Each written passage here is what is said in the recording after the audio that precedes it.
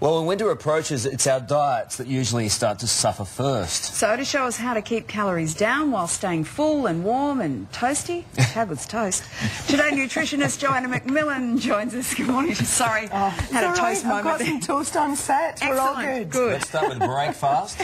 Yeah, well, look, there is no doubt that you need to eat differently, and we should eat differently in the winter, but you've got to be careful that you don't just sort of hide those extra layers under extra layers of clothing. So what I've done is bring you breakfast, lunch, dinner and snacks, how to eat really warm, comforting foods, but that you don't end up having a whole load of extra kilojoules you don't need. So for breakfast, yes, let's go warm. So I couldn't talk about breakfast without bringing you a porridge, but here's porridge with a twist. We've talked in the past about Barley+Oats, the CSIRO super grain, so Barley+Oats combined with oats for a new kind of porridge. So this is like a supercharged nutrition porridge. It's extremely high in fibre, so I promise you that keeps warm. Now don't worry about all that liquid there, that's because I poured some honey on the top. What have you got on there? So you've got a bit of fruit. There's a little honey and there's some natural yogurt on top, there's some fruit, and I've just roasted some almonds in a pan and crushed them in a mosh and pestle and then just sprinkled those over the top. Wow. So that just keeps you full for the morning. So you've got and then the avocado other on one toast? is avocado on toast with some boiled eggs. I mean, that's one of my kids' personal favourites. So simple, it's really easy to do. And eggs are just fantastic for What the about the best looking egg I've ever seen? Look at that. Yeah, they've got to be runny, don't they? It's got to be runny if you're going to have toast soldiers, or, you know, it doesn't work. Lunch? So for lunchtime, soups are fantastic, and my suggestion is to try to include some legumes in your soup, and then it's really filling. You don't have to have a heap of bread if you've got a load of legumes in there, or think about getting some sort of protein from some chicken or some lamb, so that you have a really wholesome, I quite like those, you know, meal in a pot. Warm the belly. That's what soup is, yeah, and then that will keep you through the afternoon.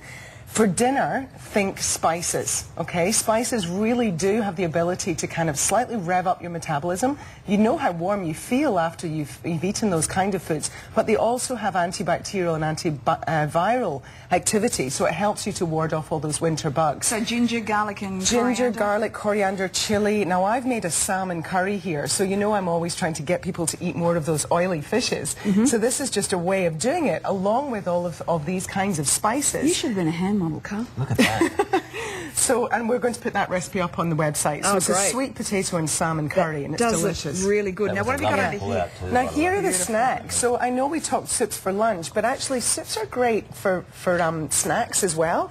And, you know, I'm all for using convenience where it works. Now, these little La Zupa soups I quite like because you can microwave them in the bowl. I keep these in my office, and when I'm hungry mid-afternoon, this is only 120 calories. Are they at most supermarkets? They're in most supermarkets, yeah. They're La Gina who make them, so I believe they're made in Italy. But they're just so, when I read the ingredients list, it reads like a homemade soup. Not quite as good as homemade, but you know what? For convenience, it gets my vote. And why are those nuts all burnt? Sorry. Lisa, they're not all burnt. These are my home-cooked roasted spiced nuts. I just thought it was a spice. I thought I was being funny, but I've just been Carl and Ben just ate these in the break, and they've renamed them man nuts, so you're going to have to taste one now. Okay. So what have you done here? Let's have a look. So these are just roasted, and I actually used some avocado oil this morning, but usually I just do them in olive oil, and I've used some of these spices into the mix, and they're so good, really hot from the pan, and I'd serve those with drinks if I had people over, but they're just so delicious.